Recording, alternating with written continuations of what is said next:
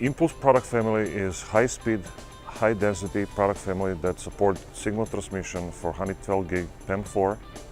It comes in a variety of configurations, orthogonal, right angle, or cable, which is very important for today's market, where each generation of platforms require more density, more port counts for end users. And the fact that we have a very good density and we offer good performance, exceptional performance at 56 and 112, it makes very attractive for our customers. This demo, we are collaborating with our friends from Xilinx.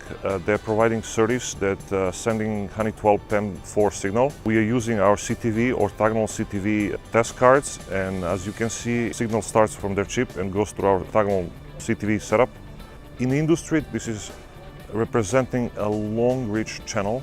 So insertion loss from the die to die, it's roughly around 34 to 35 dB.